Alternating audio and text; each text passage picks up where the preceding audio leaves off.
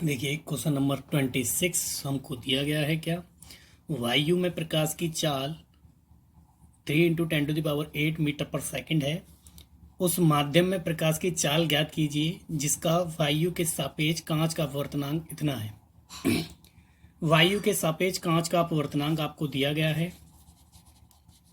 ठीक, सूत्र जो बनता है यहाँ से वो ये बनता है, वायु के सापेक्ष कांच का अपवर्तनांक वायु के सापेक्ष कांच का अपवर्तनांक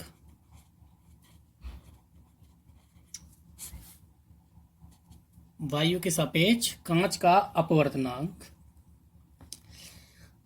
क्या बनता है आपका सूत्र। जब चाल दी होती है तो वायु में प्रकाश की चाल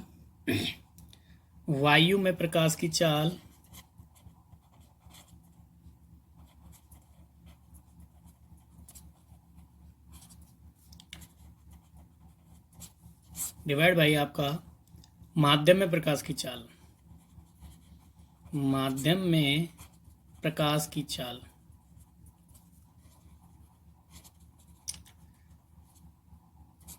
चलिए देखते हैं। तो आपको क्या पूछा गया है यहाँ पर, उस माध्यम में प्रकाश की चाल ज्ञात कीजिए। तो उस माध्यम में प्रकाश की चाल ज्ञात करनी है आपको, तो सूत्र बना लीजिए आप। देखिए क्या है, माध्यम में प्रकाश की चाल इज इक्वल टू वायु में प्रकाश की चाल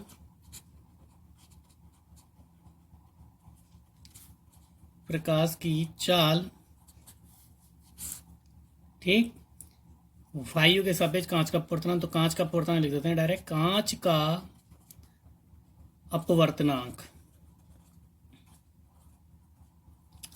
वायु में प्रकाश की चाल कितनी है, 3 × 10⁸।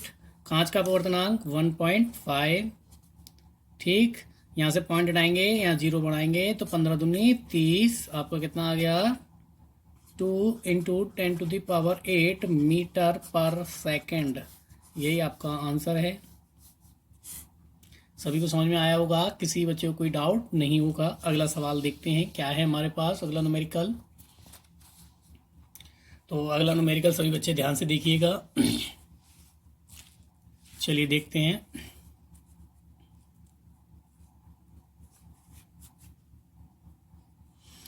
कि वायु के सापेक्ष किसी पारदर्शी द्रव का अपवर्तनांक। वायु के सापेक्ष किसी पारदर्शी द्रव, तो वायु के सापेक्ष को शॉर्ट फॉर्म में बनाने का तरीका मैंने आपको बताया था। वायु के सापेक्ष की बात कर रहा है, तो ए वायु के सापेक्ष किसी पारदर्शी द्रव को लिक्विड से डिनोट करते हैं, द्रव का अपवर्तनांक। तो अपवर्तनांक को एन से, द्रव एल।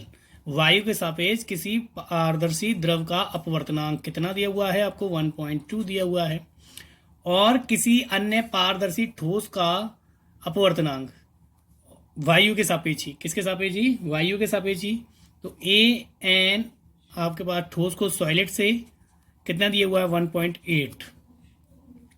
द्रव के सापेक्ष ठोस के अपवर्तनांक की गणना कीजिए। द्रव के सापेक्ष यानी कि एल एन, द्रव के सापेक्ष ठोस यानी कि ठोस का अपवर्तनांक आपको ज्ञात करना है। ये चीज आपको ज्ञात करनी है। तो आप समझ लीजिए, आपके पास ये फॉर्मूला बन जाता है। जब मैंने आपको बताया था शॉर्ट में कि एल एन एस है, तो आपको मालूम है एस यहाँ पर पहले दिया हुआ है इस साइड, तो सॉलिड यानी कि, तो आप पहले क्या करेंगे, किसका अपवर्तनांक पहले आएगा आपका, सभी को मालूम है कि आपका अब सॉलिड का, किसका, सॉलिड का कितना है आपके पास, ठोस का अपवर्तनांक। तो लिख सकते हैं किसके सापेक्ष, वायु के सापेक्ष ठोस का अपवर्तनांक, तो ए एन एस।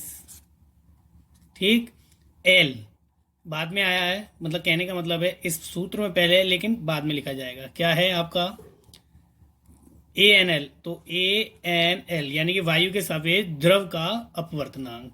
तो ए एन एस आपको कितना दिया हुआ है, 1.8, और ए एन एल आपको कितना दिया हुआ, 1.2। पॉइंट से पॉइंट कैंसिल, ये आपका आ गया, देखिए 2 × 12 और 2 × 9 18, 3 से कट जाएगा 3 × 3 9, 3 दूनी 6, तो 3/2। तो आपका कितना आ गया, एल एन एस तो यानी कि आपका द्रव के सापेक्ष ठोस का अपवर्तनांक कितना आया, 3/2। तो LNS इज इक्वल टू 3/2। यहाँ तक हम छोड़ सकते हैं, यही हमारा आंसर है। सभी को समझ में आ गया होगा, किसी बच्चे को कोई डाउट नहीं होगा। Thank you. वीडियो अच्छी लगी हो तो सभी बच्चे लाइक एंड सब्सक्राइब करें। Thank you.